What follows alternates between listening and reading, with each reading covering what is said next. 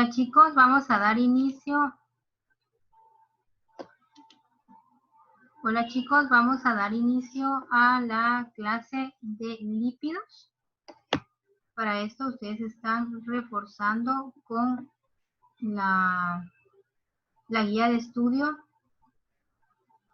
Están reforzando con la guía de estudio que ya está cargada y que están trabajando desde hace ya la semana pasada. Bueno, eso es complemento a la explicación breve pues que yo voy a dar del capítulo. Este es el capítulo 18 para los del libro negro y si no estoy mal es el capítulo 17 para los que están usando el libro blanco con verde, ¿verdad? ¿Qué son los lípidos? Los lípidos son más popularmente conocidos como las grasas, ¿verdad? Son una gran variedad de biomoléculas que tienen una gran variedad de usos o de funciones dentro de los organismos vivos. ¿Sí? Las grasas pueden cumplir funciones estructurales, por ejemplo, en la membrana celular. Las grasas pueden cumplir función energética, por ejemplo, en ausencia de carbohidratos, que es la primera fuente de energía para la célula. Las grasas pueden unirse a carbohidratos y formar parte importante en receptores químicos. Las grasas son reserva de energía de animales. Al final también son fuente de protección, por ejemplo en las plantas, ese brillito que ven en algunas plantas y frutas es gracias a este grupo funcional. Las grasas también pueden formar hormonas.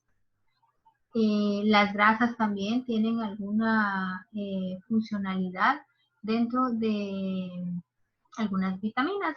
Así que los lípidos tienen una amplia variedad de funciones dentro de los organismos vivos, en su funcionamiento celular. ¿Qué son los lípidos entonces? Los lípidos son solubles en disolventes orgánicos. ¿Esto qué quiere decir? Que los lípidos no se disuelven en el agua, ¿verdad? Y para que esto quede claro, pues podemos pensar en el aceite. Cuando nosotros mezclamos aceite con agua, pues obviamente no se mezclan. ¿Y por qué razón no se mezclan? Vamos a regresar a la parte de la inorgánica. No se mezclan porque los lípidos son apolares. La mayoría de lípidos no tienen un grupo polar que lo haga permitirle disolverse en agua. O si lo tienen es demasiado pequeño para como hacer contrafuerza con la gran cadena alifática o apolar que pueda contar en la estructura del lípido.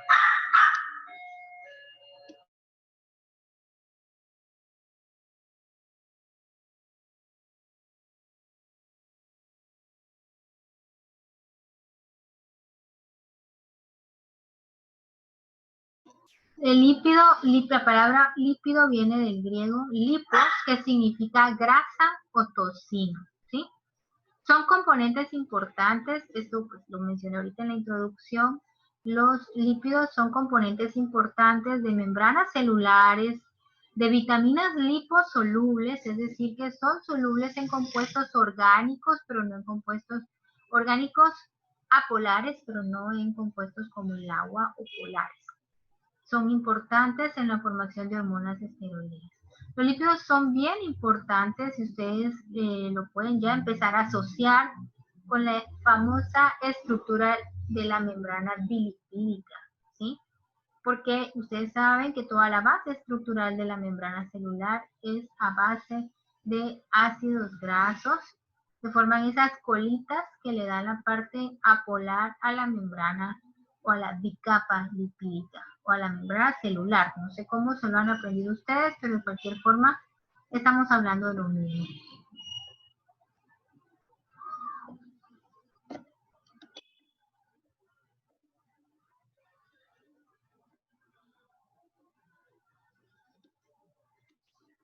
Tipos de lípidos. Dentro de los lípidos vamos a encontrar a las ceras, las grasas, los aceites y los fosfolípidos. Esto es dentro de un mismo gran grupo. ¿Estos qué son? Son ésteres que pueden hidrolizarse a ácidos grasos y otros productos con grupos hidroxilo. ¿Sí? ¿Por qué? Porque si podemos ver acá, estas colitas que ustedes ven acá representarían la estructura de armazón, que lo que representaría es al ácido graso, son las grandes colas. Al hidrolizarse o romperse acá en el tope donde está unido al grupo fosfato, se estaría separando el ácido graso de grupo fosfato. O visto acá, estaríamos liberando el grupo, todo el ácido graso del, en este caso, si es un ácido graso sin el grupo fosfato, sino que lo que tenemos ya es el ácido graso con su grupo carboxilo en el extremo.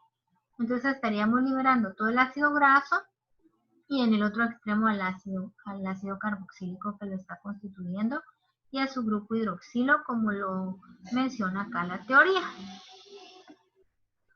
Y la otra clasificación de los lípidos es que se pueden ser esteroides. Acá tenemos los esteroides, conocemos muy famosos las progesteronas y la testosterona, que son hormonas femeninas y masculinas. Los esteroides contienen un núcleo esterano de 4 anillos fusionados. Acá están los 4 anillos fusionados, ¿verdad? Y pues la variabilidad en función y tipo de persona en la que se desarrolla más una hormona que otra es pues la variabilidad de los grupos que están unidos a esos 4 anillos fusionados.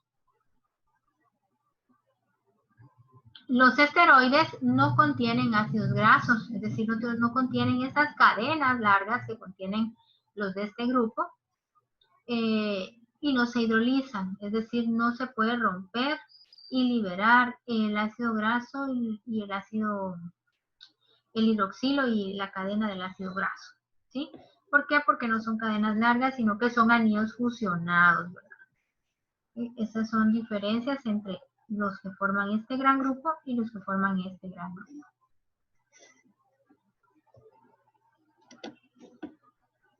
Acá tenemos una tabla que es una gran clasificación. A mí me preguntaba un estudiante de ustedes en el grupo que cuál se aprende, que si esta la que está en el libro. En realidad las dos son la misma, lo único que esta tabla hace referencia a una primera gran clasificación que podemos encontrar en varias literaturas, que es la de ser líquidos saponificables o no saponificables, ¿sí? Pero claro está que pues tienen que saberlo manejar. Los lípidos saponificables son los ácidos grasos y sus derivados, es decir, esos de esas grandes colitas como los que vimos en el dibujo anterior, los lípidos neutros, los eicosanoides que son, viene de una estructura de anillos fusionados de 20 átomos de carbono, los lípidos anfipáticos.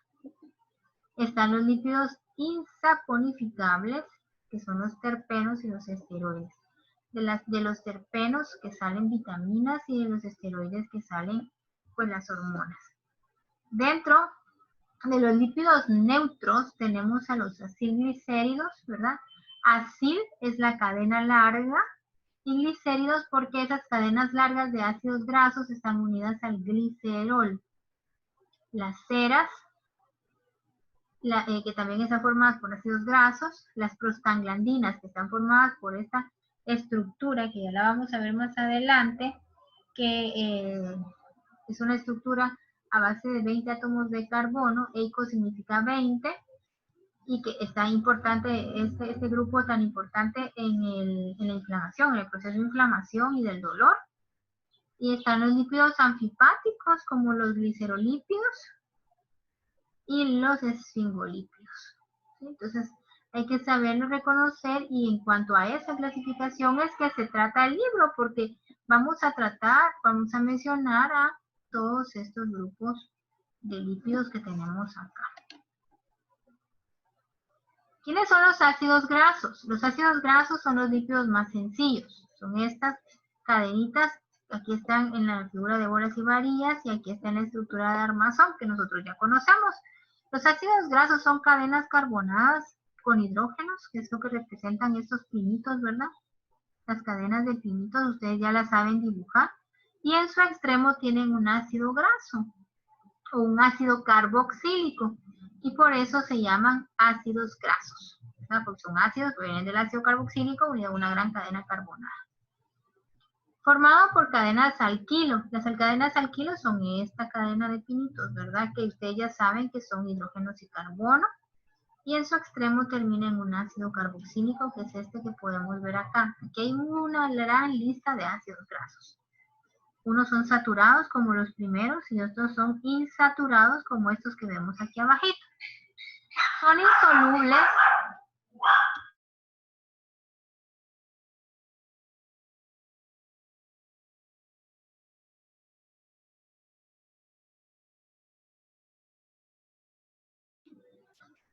Son insolubles en agua. ¿Por qué? ¿Por qué son insolubles en agua? Pues porque tenemos toda esta gran parte hidrocarbonada que obviamente pues esta parte de ser tan grande con carbonos e hidrógenos no tiene grupos polares que les permitan hidrolizarse en agua. Aunque ya sabemos que el grupo hidroxilo tiene partes polares, de nada sirve tener un pedacito polar si tenemos una gran cadena carbonada, ¿verdad? Las cadenas de los ácidos grasos varían de 10 a 20 átomos de carbono en los ácidos grasos naturales y los ácidos grasos pueden ser saturados e insaturados. Saturado significa que está lleno de carbonos e hidrógenos, tiene todos sus hidrógenos, e insaturado significa que tiene alguna insaturación, y ustedes saben que cuando hay un doble o triple enlace en la estructura, significa que allí se perdió algún hidrógeno. Se tuvo que haber perdido un par de hidrógenos para poder meter ese doble o ese triple enlace. Por eso son ácidos grasos insaturados, tienen dobles y triples enlaces.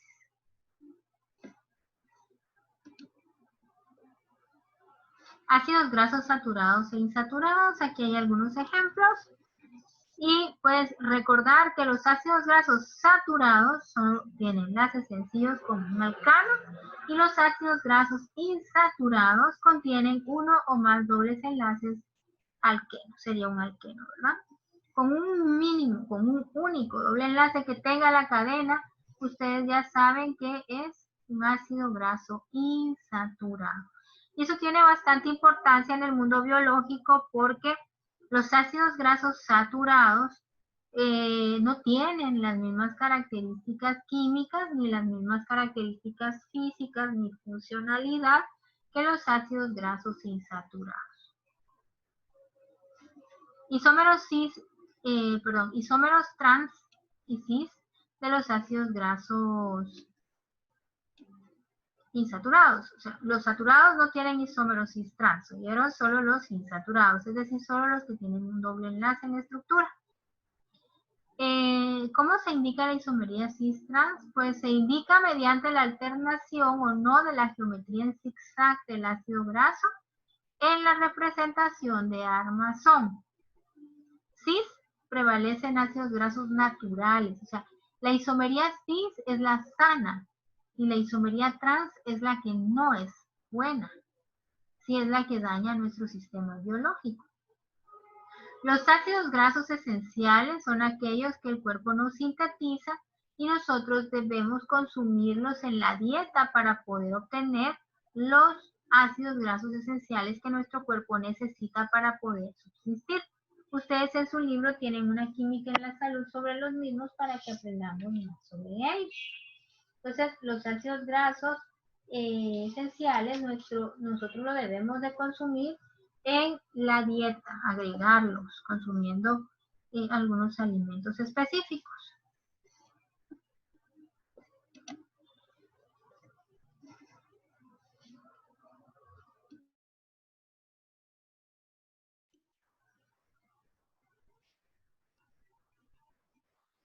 Acá tenemos en este cuadrito, perdón que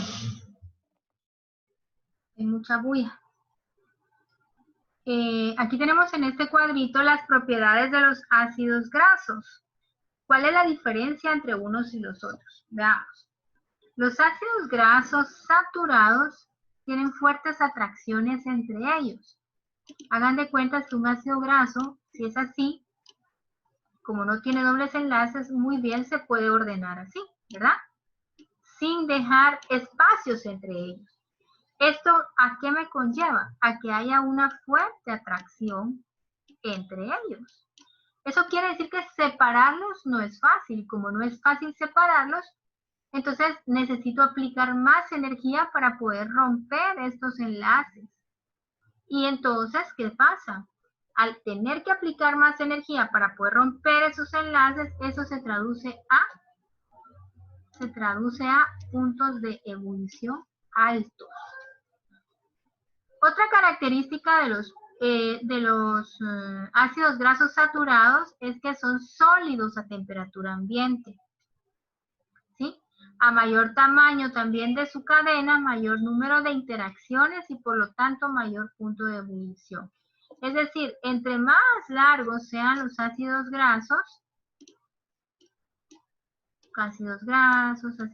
con cadenas muy largas, ¿qué quiere decir? Que yo tengo más peso molecular, yo tengo mayor número de interacciones y por lo tanto más energía tengo que aplicar y por lo tanto mayor es el punto de fusión o de ebullición según lo que vayamos a evaluar en la estructura de la que esté tratando.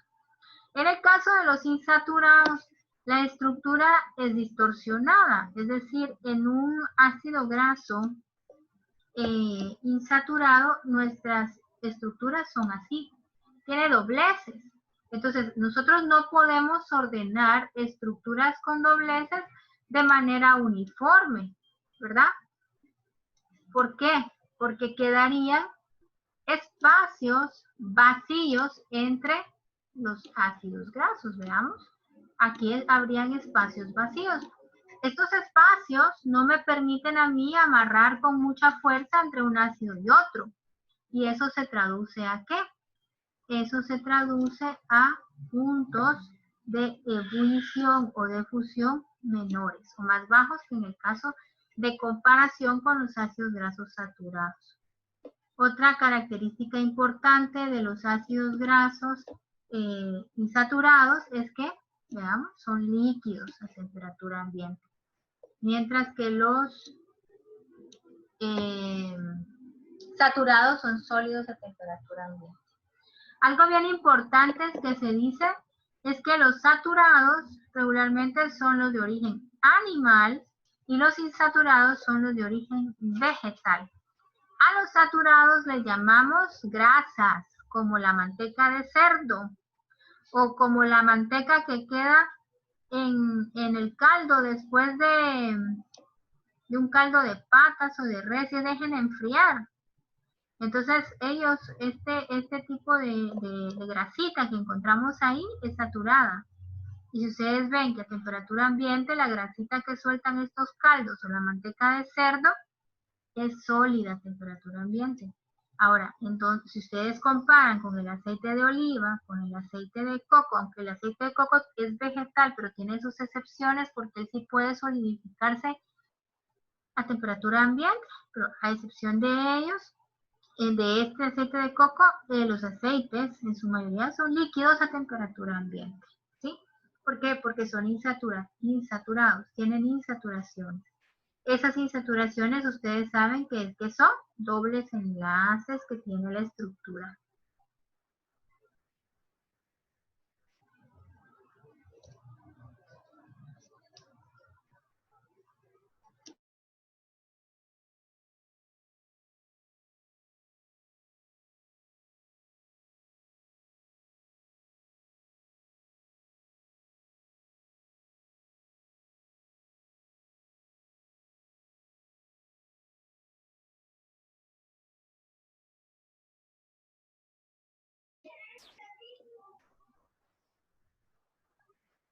Vamos a continuar.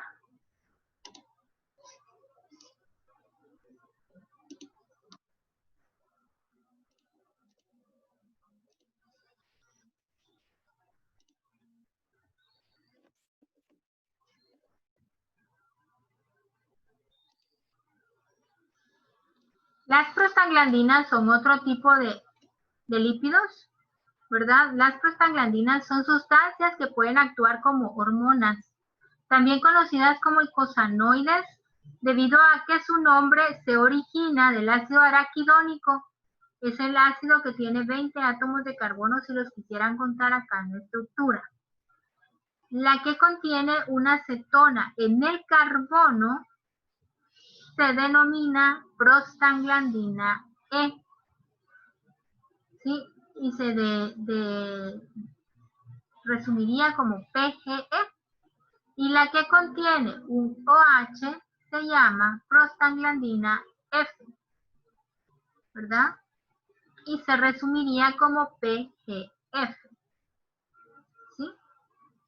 Entonces, la mayoría contienen grupos OHs en los carbonos 11 y 15. El número de dobles enlaces se indica con subíndices 1 y 2.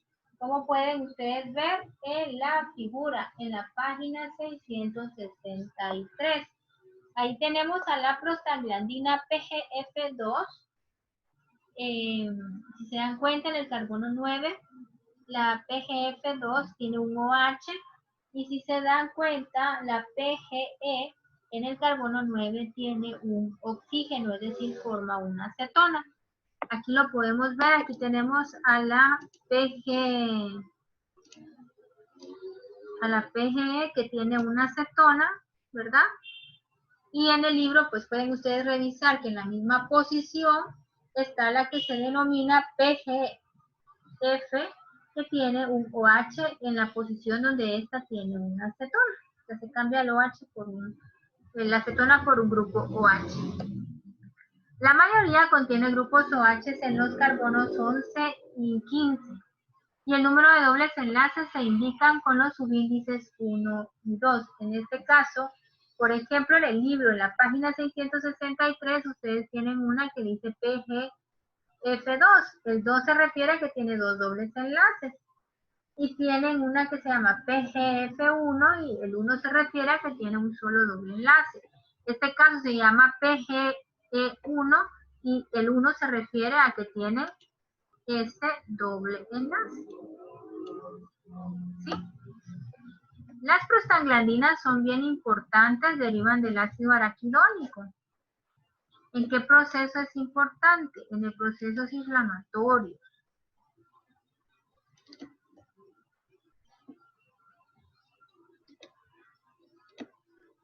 Se destruyen fácilmente. Algunos aumentan la presión, algunas otras disminuyen la presión. En el útero provocan relajación y contracción del músculo liso. ¿Sí? Esta es la que permite la contracción durante el parto o el dolor cuando estamos en menstruación. La PGE y la PGF intervienen en la respuesta inflamatoria. Cuando tenemos mucha inflamación, es gracias a las prostaglandinas que se puede sentir, así también cuando tenemos dolor. Y para calmarlas, ustedes saben que tomamos antiinflamatorios. Pero ¿qué hacen los antiinflamatorios para que las prostaglandinas dejen de hacernos sentir sus efectos? Cuando nosotros tenemos algo dañado y nos está provocando inflamación, ¿qué es lo que hacen los antiinflamatorios? No es que nos curen. Lo que hacen es que, vean, para que nosotros podamos sentir la inflamación o para que nosotros podamos sentir el dolor, el ácido araquidónico se tiene que convertir en prostaglandina. Pero cuando nosotros tomamos un antiinflamatorio, algún analgésico, como el ibuprofeno, por ejemplo, o como naproxeno, o como acetaminofén, ¿qué es lo que eso va a provocar? Diagrama 664, que es uno parecido al que tengo acá arribita. Perdón, pues lo que va a pasar es que el analgésico que tomamos no va a permitir que el ácido araquidónico se convierta en prostaglandina. Acá tenemos el ácido araquidónico y no va a permitir que se convierta en prostaglandina. Al no convertirse en prostaglandina, entonces no hay quien propicie y nos haga sentir esa sensación, bajo la redundancia, de dolor o de inflamación. Así es como funcionan los analgésicos, bloqueando el proceso de generación de prostaglandinas. En la página 664 está el diagrama para que por favor lo revisen y lo comprendan mejor.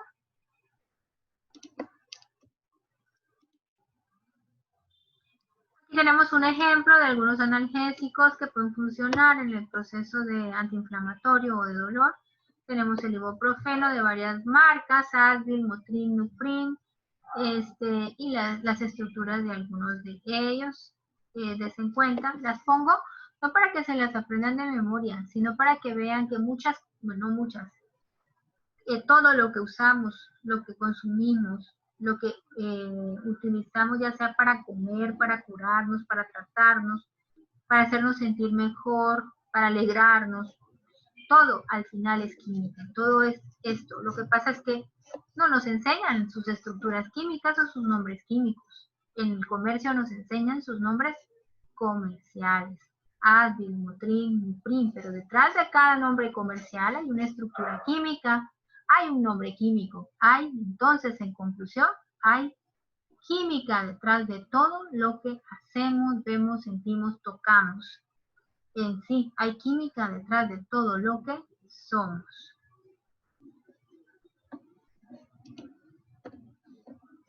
La cera, las grasas y los aceites se encuentran en plantas y animales.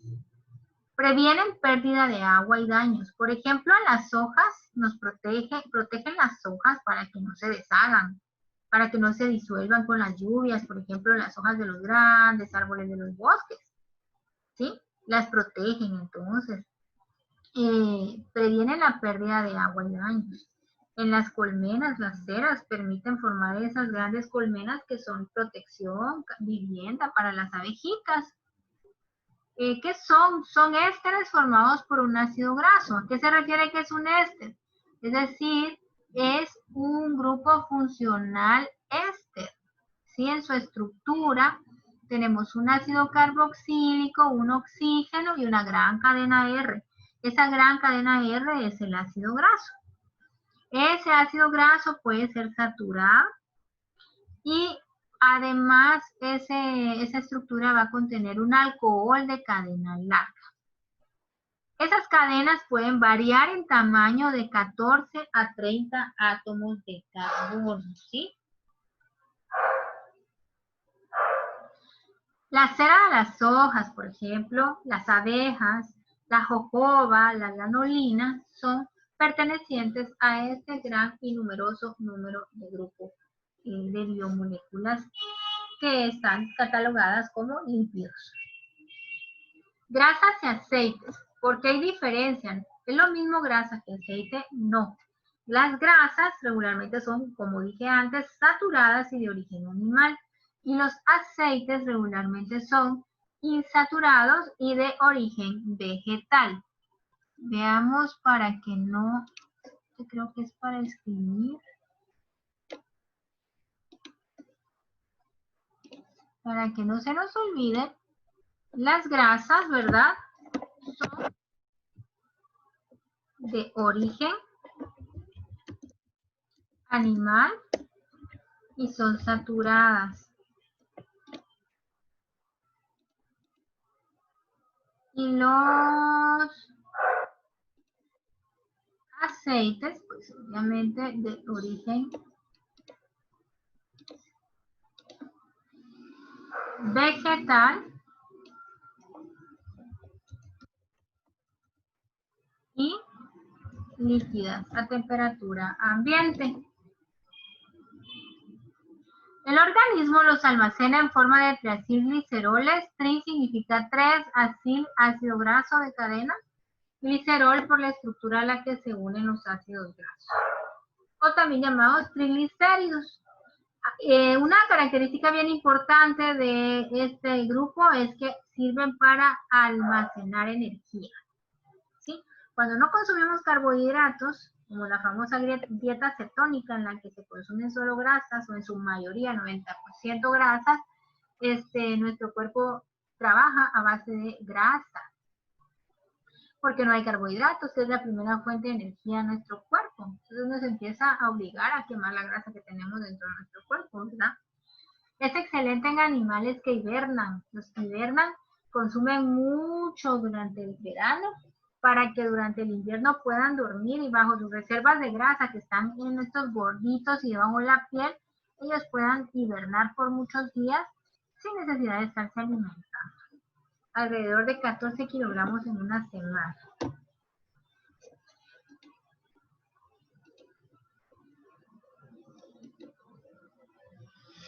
Puntos de fusión de grasas y aceites. ¿Son diferentes? Sí. ¿Por qué son diferentes? Porque las grasas son sólidas a temperatura ambiente y los aceites son líquidos a temperatura ambiente. Desde ese punto de vista, fundirlos es diferente. Es más fácil fundir aceites que grasas. ¿Por qué? Porque las grasas están sólidas, hay que volverlas líquidas, mientras que los aceites ya están líquidos, ¿verdad? Entonces, las grasas o gliceroles son sólidos a temperatura ambiente. Generalmente son de origen animal, por ejemplo, la leche entera, la mantequilla y el queso. Lo demás, pues ya lo expliqué en las diapositivas previas. Los aceites son triacilgliceroles líquidos a temperatura ambiente y generalmente de origen vegetal.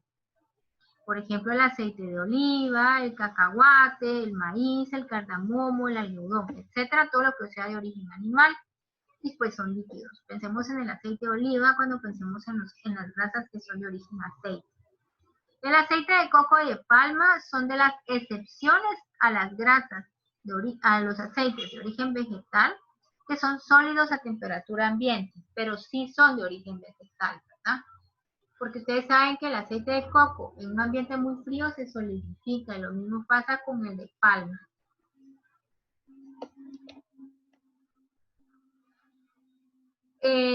Aquí hay una tablita comparativa entre grasas y aceites, pues las grasas son saturadas y tendrán mayores puntos de fusión que los aceites que son insaturados. Las grasas animales tienen mayores puntos de fusión que las grasas de origen vegetal, que en tal caso se llamarían aceites.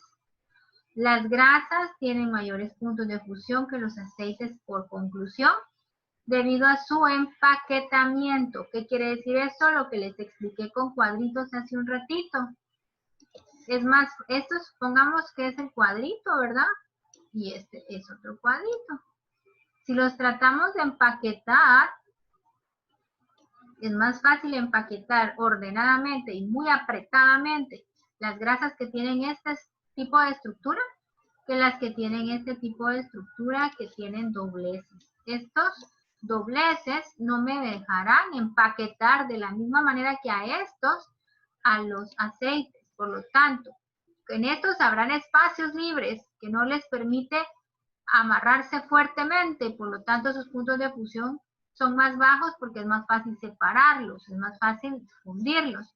Mientras que estos es más difícil porque se apretan fuertemente, la interacción entre ellos o sus fuerzas de atracción intermoleculares es muy fuerte, separarlos es más difícil, por consecuencia tengo que aplicar más energía para hacerlo y eso se traduce a un punto de fusión más alto, ¿verdad? A eso me refería con los cuadritos que les dibujé antes y pues ahorita acabo de volver a dibujar.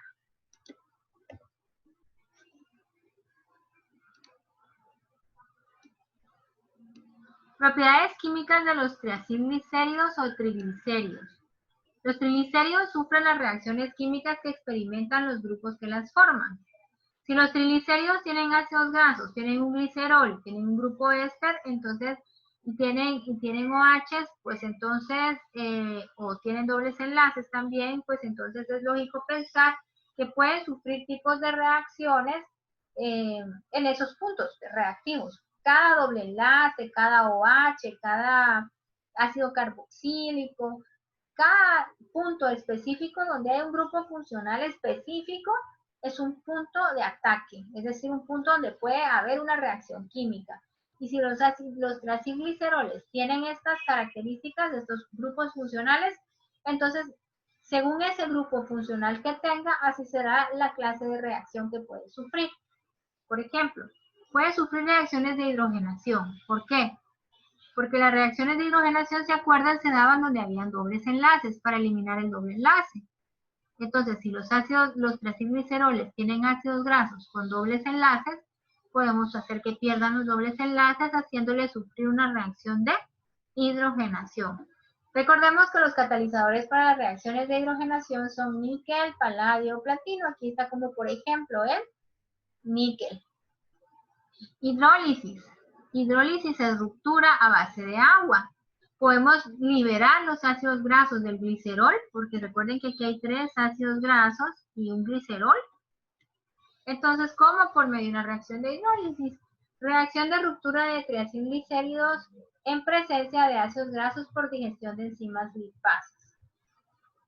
Y saponificación. La saponificación es el otro tipo de reacciones que puede sufrir los triacilgliceroles porque son ácidos grasos, los ácidos grasos que son saponificables. Reacción de una grasa y una base fuerte como el hidróxido de sodio. ¿Y qué se va a liberar? Se va a liberar el glicerol y las cadenas que están unidas a él formando ácidos grasos, y estos ácidos grasos liberados forman pues, sales, y esas sales se convierten en jabones. Así es como se producen los jabones, por medio de la reacción de saponificación.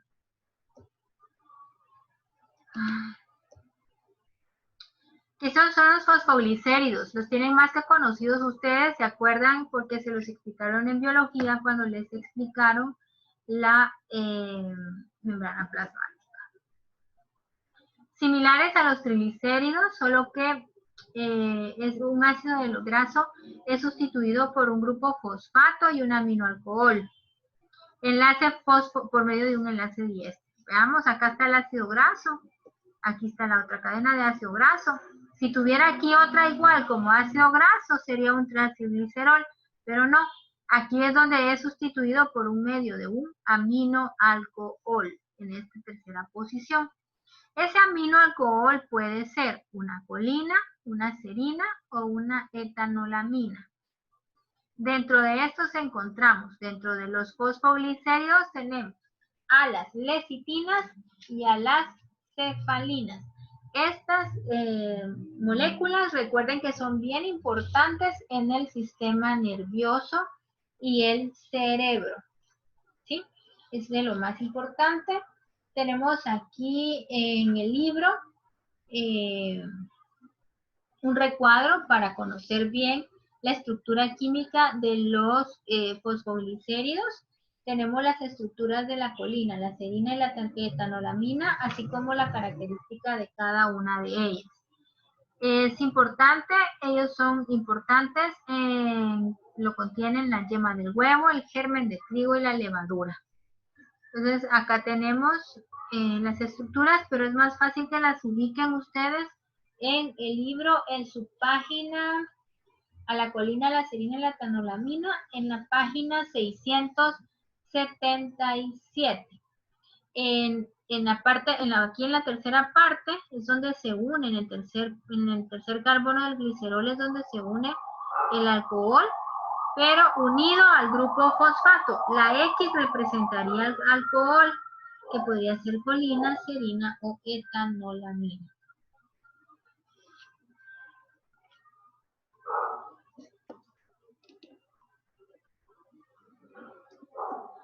Los fosfoglicéridos. Los fosfoglicéridos contienen regiones polares y apolares. La porción del aminoalcohol es la parte polar del fosfoglicérido y la de los ácidos grasos es la apolar. Ya expliqué por qué esta parte de los ácidos grasos es la polar, es la cadena hidrocarbonada, ¿verdad? Esta base de hidrógenos y carbonos, y ahí no hay grupos funcionales que le dé polaridad a esta parte.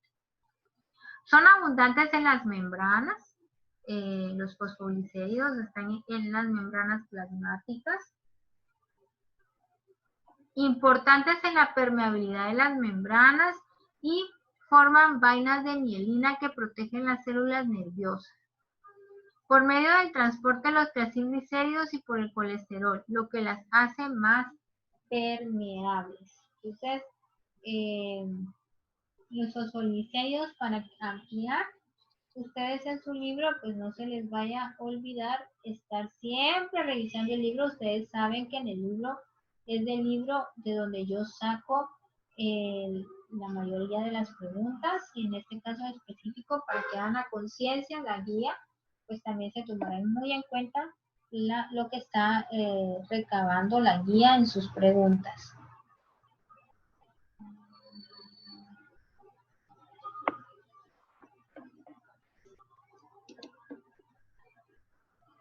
Vamos a dejar esta primera parte de lípidos acá para que el video no pese tanto a la hora de cargarlo, y vamos a hacer una segunda parte de lípidos para poder terminar el capítulo 18 que es bien largo.